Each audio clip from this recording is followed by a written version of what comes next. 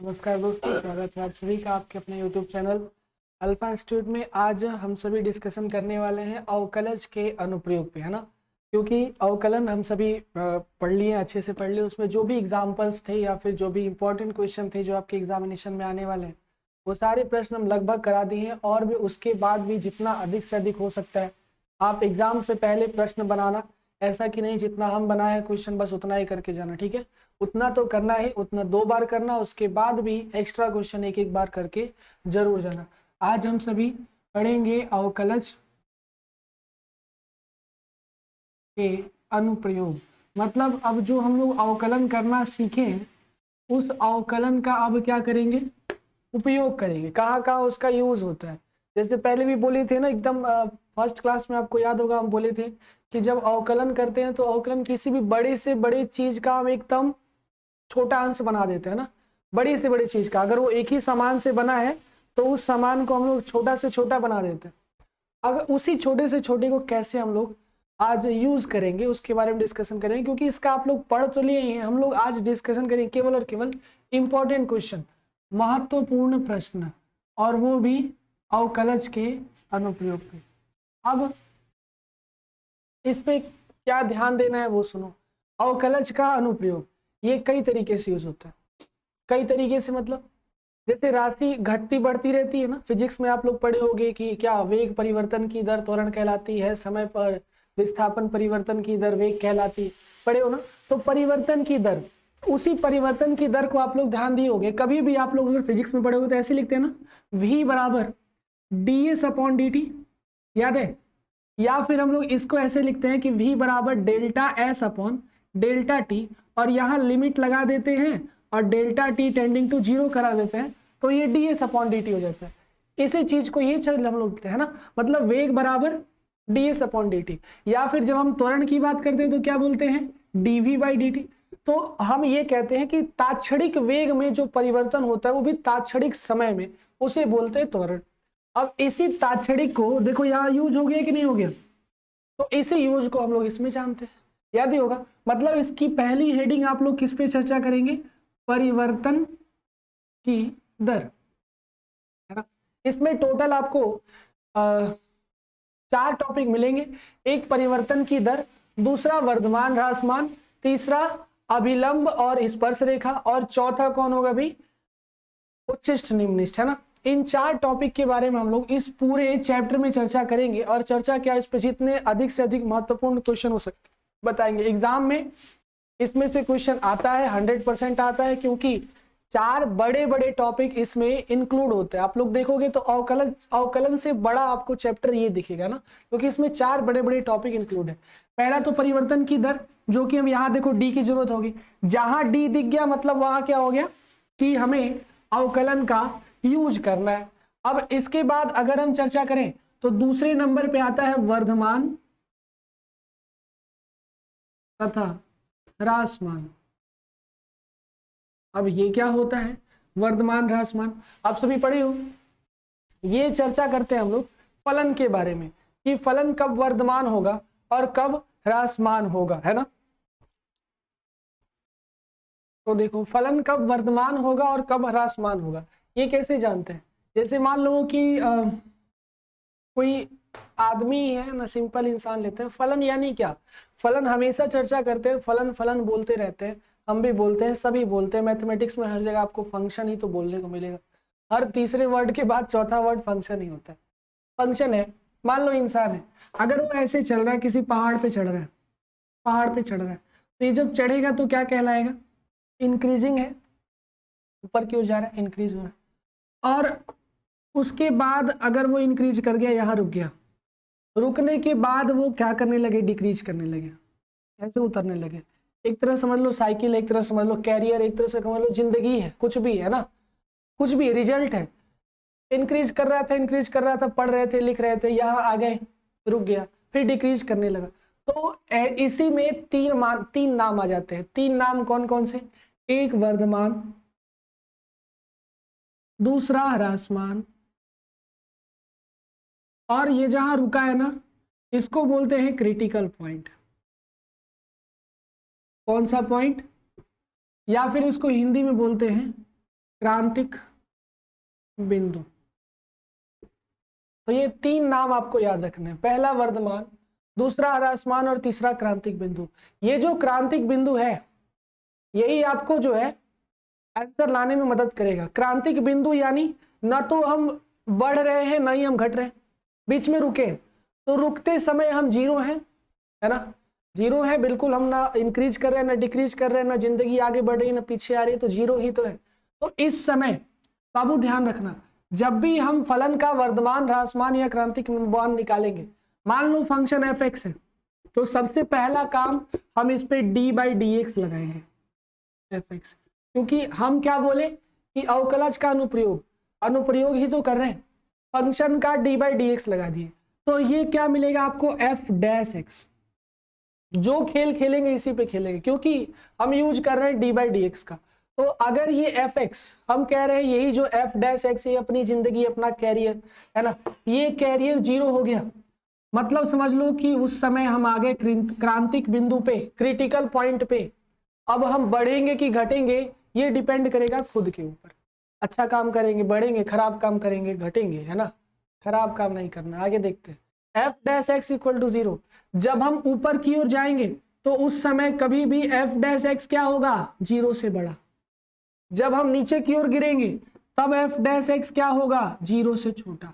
बस इतनी बातें याद रखनी है आपको, वर्धमान ह्रासमान में से कोई भी क्वेश्चन नहीं छूटने वाला है। समझ में आई बात? क्या पूछेगा, अधिक से अधिक क्या पूछेगा, बताइए फलन वर्धमान है कि ह्रासमान है, किस बिंदु पे, वो बिंदु खुद देगा, ठीक है, कि इस बिंदु पे बताइए फलन वर्धमान है कि ह्रासमान है, इस पॉइंट पे आपको निकालना है। क्लियर है ना? मान लो कि इधर कहीं बीच में रोक दिया, आपको क्रिटिकल पॉइंट यहाँ किसी पोजीशन पे मिला, ये मान लेते हैं ग्राफ है आपका एक्स और वाई का, ये वाई बराबर 5 पे आपको क्रिटिकल पॉइंट मिल गया। पूछेगा कि y बराबर 3 पे बताओ क्या था, फलन वर्धमान था कि ह्रासमान था। पूछेगा y बराबर 8 पर फलन क्या था, देखो 1 से चला 2 पर वर्धमान, 3 पर वर्धमान, 4 पर वर्धमान, 5 पर आया क्रिटिकल हो गया, है ना, 5 पर आया रुक गया, अहंकार हो गया, फिर घटने लगा, 8 6 7 8 9 10 घटने लगा। समझ में आ रही बात? तो इसी के बारे में हम लोग इस पूरे चैप्टर में चर्चा करेंगे। तो ये था इंट्रोडक्शन। अब क्योंकि हमें क्वेश्चन बताना है केवल और केवल इंपॉर्टेंट, जो कि आपके एग्जामिनेशन में आएगा, तो केवल हम उसी पर चर्चा करेंगे। आज हम लोग इन्हीं 2 को पढ़ेंगे, एक परिवर्तन की राशि, एक वर्धमान और ह्रासमान, है ना। चलो भाई देखते हैं। अब हम लेते हैं कुछ छोटे छोटे क्वेश्चन। आपको याद रखना है परिवर्तन की दर, क्या याद रखोगे, D Y by D X, जिस पॉइंट पे निकालना है उस पॉइंट पे समथिंग कुछ भी, बस इतना आपको काम करना है। दूसरी बात, वर्धमान ह्रासमान क्या करना है आपको, 3 बातें याद रखनी है, एक एफ डैश एक्स बराबर 0, एक F dash x greater than 0, एक F dash x less than 0। ये कब होगा, वर्धमान के लिए, इसमें बस चेक करने के लिए आता है फलन वर्धमान है कि ह्रासमान है। ये कब होगा, ह्रासमान के लिए, ये क्या है भाई, सीपी क्रिटिकल पॉइंट, ठीक है। चलो अब लेते हैं हम लोग क्वेश्चन, छोटे छोटे प्रश्न पहले स्टार्ट करते हैं, फटाफट आप लोग आंसर देते जाओ। एक प्रश्न देखो लिखा है, दिया है कि एक वृत्त की त्रिज्या, एक वृत्त की त्रिज्या 6 सेमी है, 6 सेमी, देखो त्रिज्या दे दिया। अब पूछा है आर के सापेक्ष क्षेत्रफल में परिवर्तन की दर ज्ञात कीजिए। आर के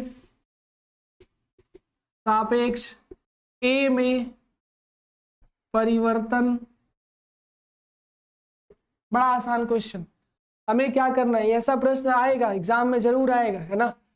6 पर निकालना है, भूल जाओ, ये पहले भूल जाओ, पहले यहां देखो, आर के सापेक्ष ए में परिवर्तन की दर की बात की है, तो सबसे पहले हम बात करें कौन है, वृत्त है, किसमें परिवर्तन करना है, तो हम लोग पहले लिखेंगे कि परिवर्तन करना है वृत्त के क्षेत्रफल में। तो वृत्त का क्षेत्रफल कितना होता है, पाई आर स्क्वायर। हमें इसी में चेंज करना है, वो भी किसके सापेक्ष करना है। अगर यहाँ पे हम लोग डी बाई डी एक्स लिख दें तो हम लोग क्या बोलते हैं कि यहाँ जो भी फंक्शन है उस फंक्शन का x के सापेक्ष अवकलन कर रहे हैं, तो यहाँ जो भी फंक्शन है इस फंक्शन का r के सापेक्ष अवकलन करना है। तो ये हो जाएगा d/dr पाई r स्क्वायर। ये वैल्यू किसका आएगा भाई, dA/dr। जो वो कहा है वो हम यहाँ लिख दिए लेफ्ट हैंड साइड में, और राइट हैंड साइड में भी अपना काम हो गया। पाई तो कांस्टेंट होता है, दुनिया का कोई भी इसको काट नहीं सकता। पाई क्या है भाई, कांस्टेंट। पाई ले लो बाहर, आर स्क्वायर का d/dr करेंगे कितना हो जाएगा 2r। बन गया कि नहीं बन गया। इट मीन्स अगर हम बात करें कि क्षेत्रफल में अगर परिवर्तन किया जाए तो वो परिधि बन जाता है। देख रहे हो, क्षेत्रफल में d/dr कर दे तो परिधि बन जाता है। चलो उससे हमें कोई मतलब ही नहीं है, हमें बात करनी है कि r बराबर कितने सेमी पर, r बराबर 6 सेमी पर। इट मीन्स कि dA/dr r equal to 6 semi. इसमें जहां पे r है वहां पे 6 रख दो, तुम्हारा काम हो गया। 6 दूना 12 पाई। जब 6 सेमी का था तब परिवर्तन की दर क्या थी भाई, 12 पाई। याद रखोगे। चलो ये हो गया आंसर, है ना, सिंपल सा क्वेश्चन। चलो भाई आगे चर्चा करें। एक बात और याद रखना, ये सेमी में था तो सेंटीमीटर स्क्वायर प्रति, क्या लिख सकते हैं, सेंटीमीटर स्क्वायर प्रति सेंटीमीटर लिख सकते हैं ना। ये इसमें परिवर्तन की दर है, प्रति सेकंड, सॉरी। चलो भाई अब आगे चर्चा करते हैं। प्रति सेकंड, समझ में आई बात। अभी देखो परिवर्तन की दर पे और क्वेश्चन लेते हैं ना। परिवर्तन की दर से 1-2 नंबर का क्वेश्चन आप लिख के रख लो, आएगा आपके बोर्ड एग्जाम में आएगा, ठीक है। परिवर्तन की दर से क्वेश्चन एक और लिया जाए क्वेश्चन। चलो भाई यहां लिखा है दूसरा प्रश्न, तो लिखा है कि एक परिवर्तनशील घन की कोण है, एक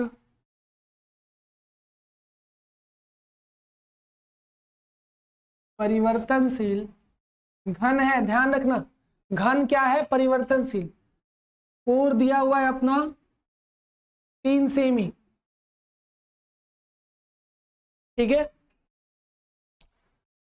3 सेमी प्रति सेकंड की दर से बढ़ रही है, प्रति सेकंड की दर से बढ़ रही है। ज्ञात कीजिए कि घन का आयतन किस दर से बढ़ रहा है। ज्ञात कीजिए कि घन का आयतन किस दर से बढ़ रहा है यदि कोर 10 सेमी लंबा हो।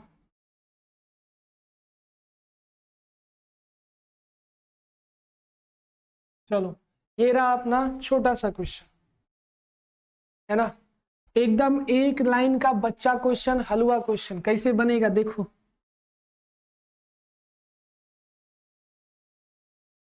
क्या लिखे हैं बाबू कि परिवर्तनशील घन की कोर है 3 सेंटीमीटर प्रति सेकंड की दर से बढ़ रही है। ज्ञात कीजिए कि घन के आयतन किस दर से बढ़ रहा है यदि कोर 10 सेमी लंबा है। तो सबसे पहला काम हम ये लिखेंगे कि बढ़ क्या रहा है। अब यही से पता चल जाएगा, सेंटीमीटर प्रति सेकंड मतलब ऊपर बढ़ रहा है। मान लेते हैं कि ये घन की कोर है, कोर को किससे लिया जाए, ए से ले लें, स्मॉल ए से। ये ए में परिवर्तन हो रहा है समय के सापेक्ष, तभी तो लिखा है सेंटीमीटर पर सेकंड। अगर यहां से ना समझ में आए तो यहां से भी समझ सकते हो, क्लियर है। सेंटीमीटर पर सेकंड यानी A/T, ये क्या दिया है भाई 3 सेंटीमीटर पर सेकंड। आगे कहा है कि घन के आयतन को किस दर से परिवर्तन करना है। तो अच्छा ये बताओ कि घन का आयतन कितना होता है। घन का आयतन,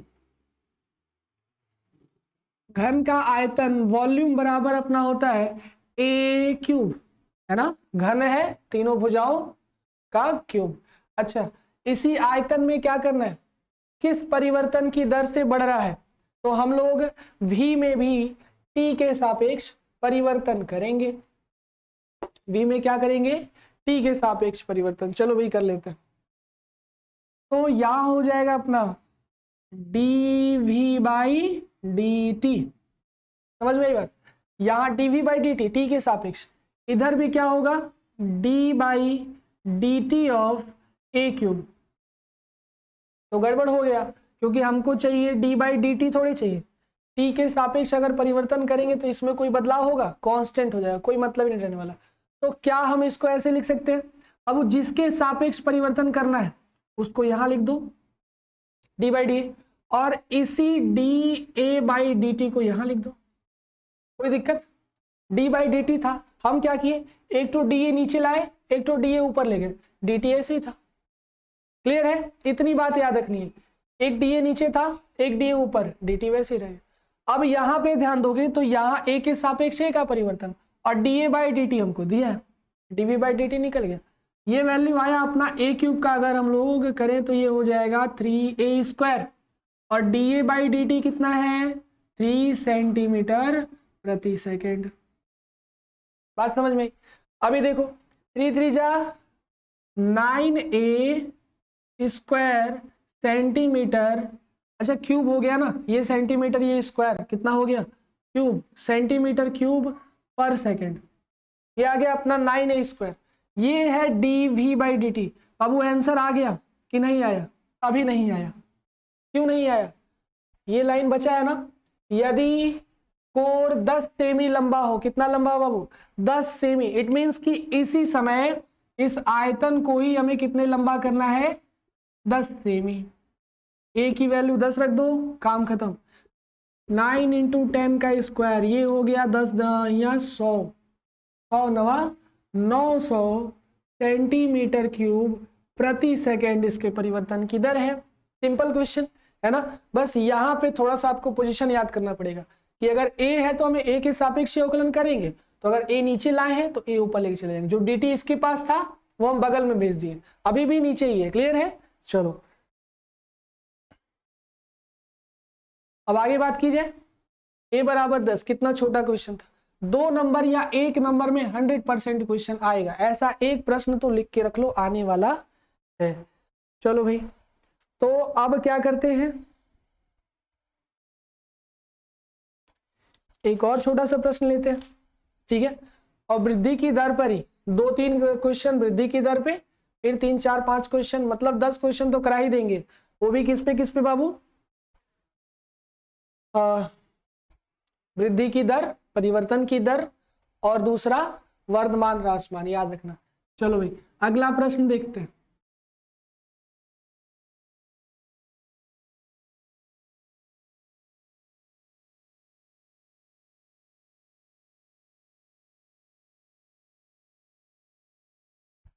अब जो है ये देखो लिखा है एक छोटा सा, ये भी प्रश्न एनसीईआरटी का है और आपके एग्जामिनेशन में पूछा गया है। लिखा है एक गुब्बारा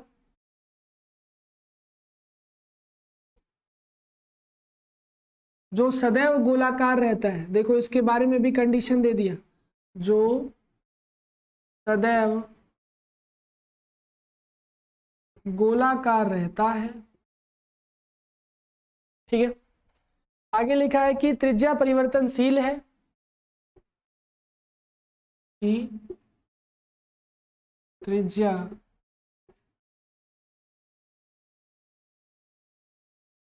परिवर्तनशील है।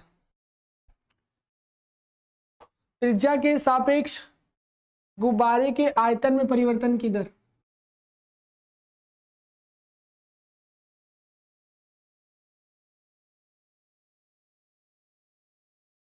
गुब्बारे के आयतन में परिवर्तन की दर ज्ञात कीजिए जबकि त्रिज्या 10 सेमी है।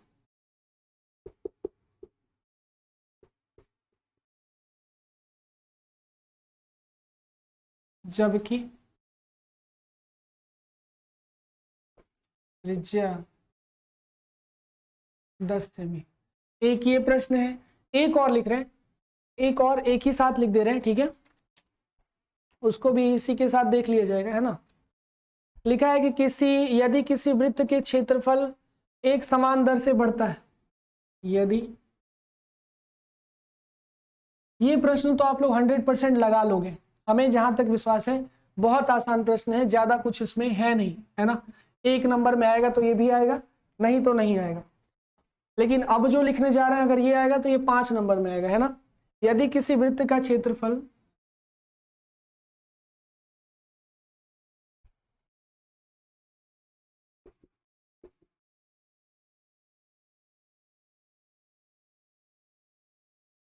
एक समान दर से बढ़ता है,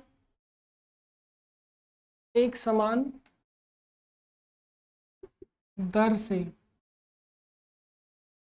बढ़ता है तो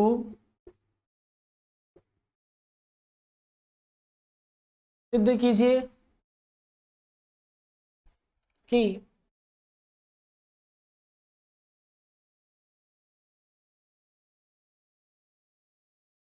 उसके परिमाप की वृद्धि की दर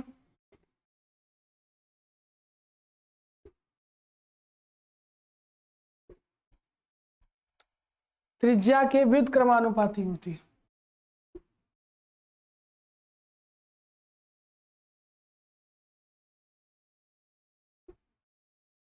व्युत्क्रमानुपाती, ठीक है। तो अगर ये प्रश्न आता है तो 5 नंबर में आएगा, नहीं तो अगर ये आता है तो 1 से 2 नंबर में पूछ सकता है। ये बड़ा सिंपल है, सदैव गोलाकार रहता है, गोला है, गोले का आयतन हमको निकालना है। त्रिज्या के सापेक्ष गुब्बारे का आयतन परिवर्तन के क्या लिखा है, गुब्बारे के आयतन में परिवर्तन की दर ज्ञात कीजिए। किसके सापेक्ष, यहाँ देखो त्रिज्या। सबसे पहली बात कि गुब्बारे का आयतन कितना होता है वो जानना पड़ेगा ना। तो गुब्बारे का आयतन होता है आपका v बराबर 4/3 पाई आर क्यूब। सिंपल क्वेश्चन, बस इसको r के सापेक्ष एक बार अवकलन मार दो और उसके बाद तुरंत r की वैल्यू रख के आंसर ला दो। 3 लाइन का क्वेश्चन है, लेकिन इस पे चर्चा करते हैं कि वृत्त का परिमाप दिया है, ठीक है, और हमें निकालना है त्रिज्या के सापेक्ष त्रिज्या में वृद्धि की दर की क्या होता है, व्युत्क्रमानुपाती। तो देखो बाबू, इस क्वेश्चन को ध्यान से देखना। हमें लिखा है कि वृत्त का क्षेत्रफल एक समान दर से बढ़ता है, तो बढ़ तो रहा है, वृत्त का क्षेत्रफल क्या हो रहा है अपना, बढ़ रहा है ना। चलो तो बढ़ा लेते हैं वृत्त का क्षेत्र। माना क्या लिखेंगे, माना वृत्त की त्रिज्या कितनी है भाई, r है, ठीक है। वृत्त की त्रिज्या r हो गई, तो अगर इसमें क्षेत्रफल की चर्चा करें तो क्षेत्रफल a बराबर होता है पाई आर स्क्वायर, ठीक है। इसी में परिवर्तन हो रहा है ना। इट मीन्स कि dA अपॉन dt हो रहा है, ऐसा ही कुछ है, dA अपॉन dt। तो अगर हम बात करें तो इस पार में वैसा ही कुछ होगा, है कि नहीं। तो अगर हम इधर लिख दें d/dt of pi are square, तो इससे आप क्या समझते हो, यहाँ कितना वैल्यू आएगा, देखो यहाँ dt है, यहाँ r है, हमें परिवर्तन करना है r में, तो यहाँ t हटाएंगे, t हटाएंगे ना, और किसको लेकर आएंगे बाबू, इस t को धीरे से घसका के यहाँ पहुंचा देंगे, ये t पहुंच गया यहाँ, ऊपर dr से भाग दे देंगे और नीचे इधर dr से गुणा कर देंगे, मतलब इधर गुणा इधर भाग कर देंगे, ऊपर d है, बन गया। बीच में जो है उसका कांस्टेंट बाहर r स्क्वायर। बात समझ में, एक बार और समझना, ये जो dt था इसको चुपचाप बाहर लेके चले यहाँ लिख दिए। हमें क्योंकि r में परिवर्तन करना था तो r एक बार नीचे, इसी के ठीक नीचे, और जब नीचे लिखे तो ऊपर भी लिखना पड़ेगा, ऊपर लिख के ये काम कर दिए। पाई कांस्टेंट था बाहर, तो इट मीन्स अगर यहाँ से बात की जाए तो dA अपॉन dt कितना आ गया अपना, देखो dA अपॉन dt आ गया 2 पाई r इंटू dr/dt, ये आ गया। बातें समझ में आई, dA अपॉन dr आ गया अपना 2 पाई r dr/dt, क्योंकि वो कहा है कि वृत्त का क्षेत्रफल एक समान दर से बढ़ता है। इट मीन्स कि हम सिंपली वैल्यू इसको जो है एक कांस्टेंट दे सकते हैं, एक कांस्टेंट दे सकते हैं। क्यों भी, क्योंकि एक समान दर से बढ़ रहा है, कांस्टेंट है, कॉन्स्टेंटली ऊपर की ओर इंक्रीज कर रहा है या फिर डिक्रीज कर रहा है, कुछ भी कर रहा है। तो यहां से हमें निकालना है परिमाप और त्रिज्या, इन दोनों में रिलेशन। इट मीन्स कि यहां से हम dr/dt की वैल्यू ला सकते हैं ना, dr/dt बराबर k अपॉन 2 पाई, इक्वेशन नंबर फर्स्ट बना लो, ठीक। अब आते हैं किस पे, पेरीमीटर, परिमाप पे। यहां से तो आर का कहानी हो गया, आर की कहानी हो गई, आर में मिल गया हमको व्युत्क्रमानुपाती दिखाना था। मजेदार चीज ये है कि नीचे दिख भी रहा है, मतलब थोड़ा थोड़ा हम लोग सही जा रहे हैं। अगर हम यहाँ पे वृत्त के परिमाप की बात करें तो वृत्त का परिमाप यानी सरकमफ्रेंस, पेरीमीटर, कुछ भी बोलो, परिधि कितना होता है 2πr। हमें इसमें भी परिवर्तन करना है, किसके सापेक्ष भी, परिवर्तन की दर, दर यानी टी, यहां हो जाएगा dp/dt, बन गया dp/dt। वही काम जो पीछे किए थे वही काम यहाँ भी, r है, r में परिवर्तन करना है, 2π तो बाहर हो गया, यहां हो जाएगा d/dr of r into dr/dt। क्योंकि dt जाना चाहिए था लेकिन dr को हम बढ़ा दिए, r को अगर काटना है तो। इतनी बातें समझ में आ गई कि नहीं आ गई? ध्यान से देखना, परिमाप था 2πr, dp/dt किए, इधर भी d/dt कर दिए, लेकिन r था तो r में परिवर्तन की दर करना है तो d/dr इंटू dr/dt। बात समझ में आ गई? ऐसे भी समझ सकते हो, या फिर आपको एक श्रृंखला विधि याद होगी, उससे भी समझ सकते हो कि अगर यहाँ पे सेम मैच ना करे तब भी उसका अवकलन तो कर दो। जैसे देखो, हम कभी कभी क्या करते थे, d/dx ऑफ y करते थे ना, इस पार y होता था, या फिर log y होता था, ऐसा कुछ था। तो log y का ये बिना देखे 1/y कर लेता था, फिर बाद में क्या कहता था भाई कि तुम मेरे खानदान के नहीं हो, लो एक ठो और आ गया। बात समझे? तो इससे भी समझ सकते हो या फिर ऐसे भी समझ सकते हो। बात है क्लियर? अब d/dr r हो गया खत्म, तो dp/dt अपने पास कितना आ गया 2π इंटू dr/dt। देखो अब एकदम नजदीक है हम लोग क्वेश्चन के, जो वो कहना चाहता है उसके एकदम नजदीक है। कहना चाहता है कि परिमाप में वृद्धि की दर त्रिज्या के व्युत्क्रमानुपाती है। परिमाप में वृद्धि की दर आ गई, त्रिज्या की दर भी दिया हुआ है, त्रिज्या की वृद्धि की त्रिज्या निकालते हैं। इट मीन्स कि dr/dt की वैल्यू यहां से समीकरण 1 से रखने पर, ठीक है। तो समीकरण 1 से समझ में आ रहा है कि नहीं आ रहा है बाबू? बहुत सिंपल प्रश्न है, फिर से बहुत सिंपल है ना। पहली बार त्रिज्या निकाले, अरे क्षेत्रफल, क्षेत्रफल में परिवर्तन की दर की, जो भी आया उसको कांस्टेंट कर दी, इस कांस्टेंट से dr/dt का मान आ गया, है ना।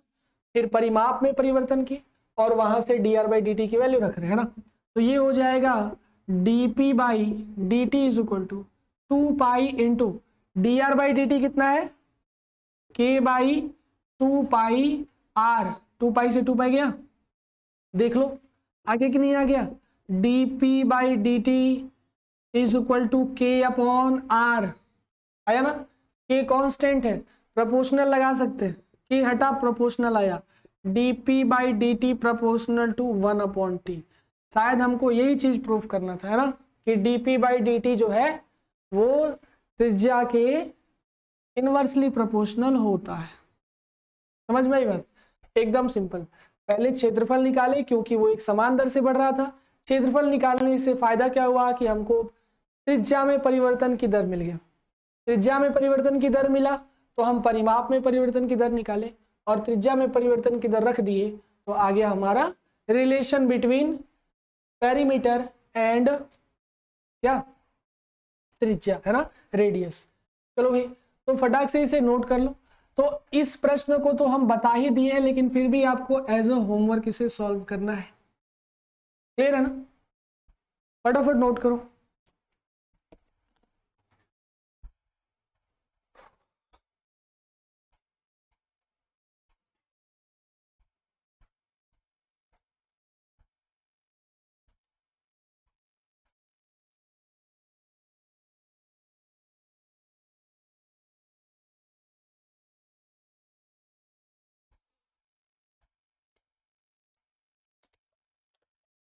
चलो भाई, तो अब बात करते हैं हम लोग वर्धमान और ह्रासमान पर, ठीक है। उस पर भी कुछ प्रश्न ले लिया जाए, ठीक है। वर्धमान और ह्रासमान,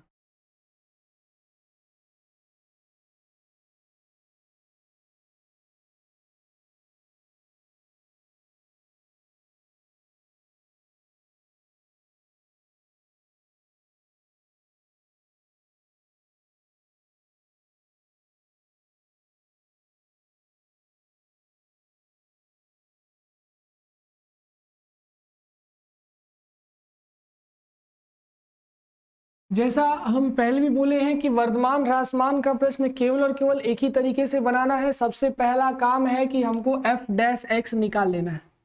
कोई भी फंक्शन हो तुरंत उसका एफ डैश एक्स निकालना, मतलब एक बार अवकलन कर देना। एक्स के सापेक्ष हो तो एक्स हो, तो एक्स के सापेक्ष टी हो तो टी के सापेक्ष जो भी हो, ये कर लेना। और करने के बाद बस चेक करना कि ये क्या हो रहा है, ये हो रहा है, ये हो रहा है, कि हो रहा है, कैसा हो रहा है, बस इतना ही काम करना है ना। तो क्वेश्चन लिया जाए इस पे। अब देखो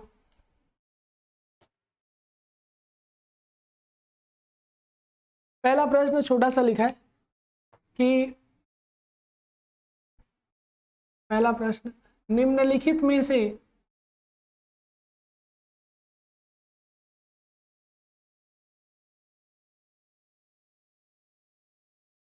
इस अंतराल में y बराबर एक्स स्क्वायर इंटू ई के पावर माइनस एक्स वर्धमान है। देखो अंतराल खोजना है, ठीक है। पहला अंतराल है माइनस इनफाइनाइट से लेकर इनफाइनाइट तक। दूसरा अंतराल है -2 से लेकर 0 तक। तीसरा है भाई 2 से लेकर इनफाइनाइट तक। और चौथा क्या आ गया, 0 से 2 तक। चलो तो आगे बढ़े।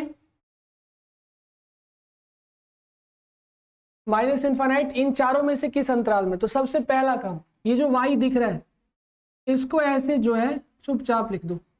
हल कर रहे हैं, वर्धमान ह्रासमान दिखाना है। सबसे पहला काम आंख बंद करो और dy बाई डी एक्स निकालो। मतलब आंख बंद करके ऐसे नहीं कि कुछ और, मतलब हम ये बोलना चाह रहे हैं कुछ और मत सोचो। सबसे पहला काम इसका अवकलन करो, वर्धमान ह्रासमान निकालना है। तो मतलब हम कर दिए dy बाई डी एक्स। तो जो ये हम dy बाई डी एक्स किए हैं एक तरह से ये हम एफ डैश एक्स ही निकाल रहे हैं ना। कितना आएगा, एक्स स्क्वायर ई के पावर एक्स है। दो फंक्शन मल्टीप्लाई में है। कैसे अवकलन होता है, पहले को छोड़ते हैं दूसरे का अवकलन करते हैं, फिर दूसरे को छोड़ते हैं और पहले का अवकलन करते हैं। सिंपल है। अब देखो ये हो जाएगा एक्स स्क्वायर ई के पावर माइनस एक्स जो है ऐसा बनता है ना। ये क्या हो जाएगा ई के पावर माइनस एक्स, और D by D x x square कैसा बनता है 2x। इतना क्लियर। अभी देखो ये माइनस बाहर आ जाएगा, माइनस एक्स स्क्वायर ई के पावर माइनस एक्स, ये 2x को आगे ले लो, 2x ई के पावर माइनस एक्स। ये आ गया अपना एफ डैश एक्स। बस काम खत्म। अब काम क्या है, क्रिटिकल पॉइंट निकालना। अब मेन हमारे पास यही वैल्यू बचा है, क्रिटिकल पॉइंट निकालना। वो निकलेगा कैसे, तो ध्यान देना कैसे निकलेगा। सबसे पहले रियल लाइन बनाना है। यहां से कुछ और कर सकते हैं, देखो एक और काम कर सकते हैं हम सभी। ई के पावर माइनस एक्स और एक्स दोनों को कॉमन ले सकते हैं, यहाँ बचेगा माइनस एक्स प्लस 2। ठीक है। अब देखो ये आ गया अपना एफ डैश एक्स। जितने भी वर्धमान ह्रासमान के फलन है सब में एक ही स्टेप चलना है, एक ही स्टेप, बिल्कुल किसी में थोड़ा सा भी आपको बदलाव नहीं करना है, ये मेरी सलाह है। अभी देखो यहां से हम निकालते हैं क्रिटिकल पॉइंट। क्रिटिकल पॉइंट निकालने का एक ही तरीका है कि एफ डैश एक्स को सबसे पहला काम 0 बनाइए, मतलब बराबर 0 करिए। तो जो लेफ्ट हैंड साइड में है यहां से माइनस भी कॉमन ही ले लो, तो यहाँ माइनस हो जाएगा। ठीक है। जो लेफ्ट हैंड साइड में है माइनस एक्स ई के power minus x into x minus 2 बराबर 0 कर दो, बराबर 0 हो गया। अभी देखो ये सारा मल्टीप्लाई में है, इधर जाके 0 स्वाहा, बच गया अपना x माइनस 2 बराबर 0, या फिर हम कह सकते हैं x बराबर 2 आ गया। x बराबर कितना आया, बस यही है अपना क्रिटिकल पॉइंट। यही एक ऐसा पोजीशन है जिससे हम पहले ही बोल रहे थे, यही एक ऐसा पोजीशन है जिसपे जिंदगी आके रुक गई है, कैरियर आके रुक गया है। यहीं पे उसी क्रिटिकल पॉइंट को इस लाइन पे दर्शा दो, आपको पता चल जाएगा कि किस अंतराल में फलन वर्धमान है या किस अंतराल में फलन ह्रासमान है।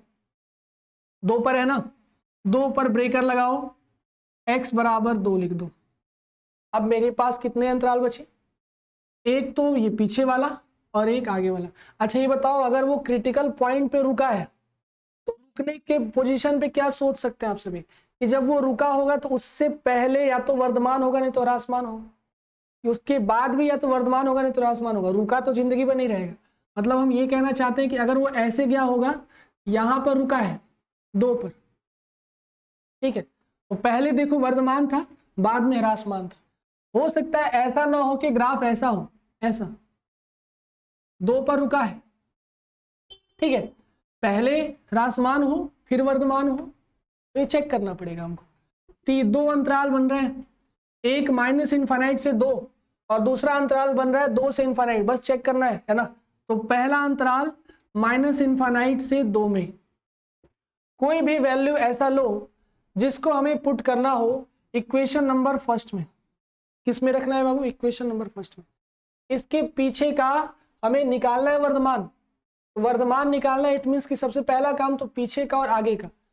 कोई भी ऐसा वैल्यू लो जो इसमें रखते हैं, ठीक है, जैसे मान लो कि इससे पहले 1 आता है, 1 को रख लिया जाए, इसमें 1 अगर रखा जाए, चेक करना है, बस चेक करना है और कुछ नहीं, उसमें कहीं नहीं लिखना है। चेक करोगे तो ये देखो एफ डैश एक्स जो है, एक्स की जगह 1 हो गया, ई के पावर -1 हो गया, 1 - 2 हो गया, हो गया कि नहीं हो गया। अभी देखो यहां से ई के पावर -1, यानी हम कह सकते हैं ये क्या है अपना ई के पावर -1। तो देखो ई के पावर -1 है, यहां घटाएंगे तो भी हमको क्या मिलेगा, -1, तो ये माइनस और ये -1 क्या हो जाएगा, +1, लेकिन ऊपर क्या है ई के पावर -1। ध्यान देना इसमें से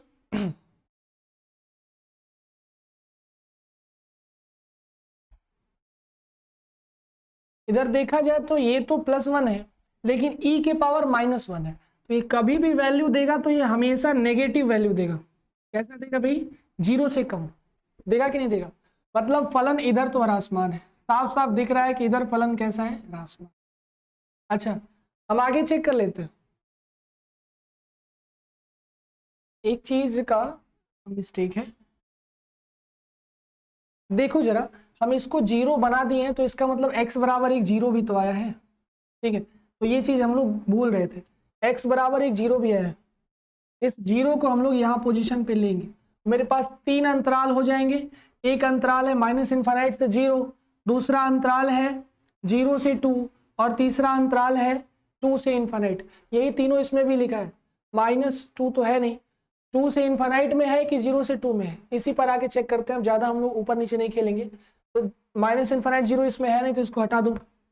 0 से 2 के बीच में चेक करोगे और 2 से ∞, पहले हम 2 से ∞ चेक कर लेते हैं, 3 रख के, 3 वैल्यू इसमें पुट करो भाई, 3 वैल्यू पुट करो तो यहाँ हो जाएगा -3 ई के पावर -3, 3 - 2 बराबर -3 इंटू ई के पावर -3। क्या ये फलन वर्धमान है, देखो चेक करो, 1 हो गया। ये कभी भी वर्धमान इधर नहीं हो सकता, इधर होगा ह्रासमान ही होगा, तो इधर भी ह्रासमान इधर भी ह्रासमान, बचा ये बीच का पोजीशन जिसमें ये फलन वर्धमान होगा, ठीक है। तो बस यही याद रखना है कि फलन क्या होगा, 0 से 2 के बीच वर्धमान है, यही चेक करना है आपको। अगर अंतराल दे तो अंतराल ऐसे ही चेक होगा, एक एक करके सबके बारे में लिखेंगे कि फलन किसमें वर्धमान है किसमें ह्रासमान है। लेकिन एक बात और कि यहाँ आप लोग ये मत लिखना कि ये क्यों है, ठीक है, बस डायरेक्टली ऐसे लिख सकते हैं कि वर्धमान है अर्थात f dash x is greater than 0 है, तभी फलन वर्धमान है। और इधर भी f dash x less than 0 हो गया था और इधर भी f dash x less than 0 हो गया था, हो गया था कि नहीं हो गया था। बस यही एक ऐसा पोजीशन था जिसमें f dash x greater than 0 हुआ, इसलिए फलन क्या हो गया, वर्धमान। तो आपको अगर अंतराल चेक करना है तो फलन का अंतराल ऐसे ही चेक करोगे, ठीक है, एकदम सिंपल वे है, कोई हार्ड वे नहीं है। बस हाँ यहाँ पे थोड़ा सा हम वो किए थे कि x बराबर 0 नहीं लिए थे ना, 0 ले लेना, तो 0 से 2 के बीच में फलन क्या हो जाएगा, वर्धमान हो जाएगा। ठीक है, ऐसे ही 2-4 प्रश्न और हैं भी। एक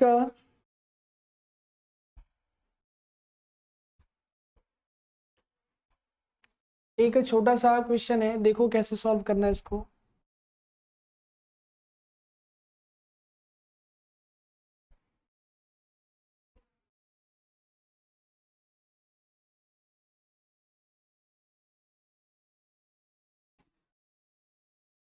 लिखा है कि सिद्ध कीजिए कि फलन f(x) बराबर 10x माइनस 4x, ठीक है, अंतराल -π/3 से लेकर π/3 में वर्धमान है। यही चेक करना है, सॉरी, निरंतर ह्रासमान है, निरंतर ह्रासमान है। चलो कैसे चेक करेंगे? तो सबसे पहले हम सबसे पहला काम आंख बंद करके f' निकालेंगे। सबसे पहले इसमें भी निकाले थे, इसमें भी निकालेंगे। f' कितना आएगा भाई? ये हो जाएगा sec² x माइनस 4 हो जाएगा। अभी चेक करते हैं। अब मेरे पास अंतराल वो पहले से ही रखा है, ठीक है, अंतराल क्या है? पहले से ही रखा है, ठीक है। फिर तो अंतराल पे आते हैं हम लोग। यहाँ पे देखा जाए x जो है वो π/3 से लेकर -π/3 तक है, ओपन ब्रैकेट है तो ओपन हो गया, है ना। आगे अगर बात करें तो हमें x तो चाहिए नहीं, जो जो चाहिए वो लिखते चलेंगे। हमें चाहिए sec² x, तो क्या हम sec x से बना सकते हैं? यहाँ हो जाएगा sec x, तो इधर भी sec π/3 की वैल्यू रखेंगे। कितना होता है sec π/3 की वैल्यू? √2 है ना, 2 होता है, और -π/2 की वैल्यू -2 होता है। हो गया, सॉरी, -π/3, sec -π/3 की वैल्यू होती है आपकी π/3, है ना, तो ये हो जाएगा, ठीक है, हाँ, तो ये 1 हो जाएगा, क्योंकि ये आएगा अपना वैल्यू π माइनस π/3, क्लियर है ना। वहां से ये जो है अपना 1 देगा, तो ये 1 से 2 के बीच में हो गया। हमको चाहिए स्क्वायर, इसी तरह बनाएंगे इक्वेशन की तरह, सेम टू सेम। हमको चाहिए स्क्वायर, तो अगर हम बीच में स्क्वायर करते हैं तो किनारे किनारे भी स्क्वायर करना पड़ेगा सिंपल वे में। अच्छा, क्या हमें आंसर मिल गया? इक्वेशन एक की तरह दिख रहा है? नहीं, थोड़ी सी कमी है, -4 की। तो हम लोग इसमें क्या करते हैं, -4 इंक्लूड करते हैं।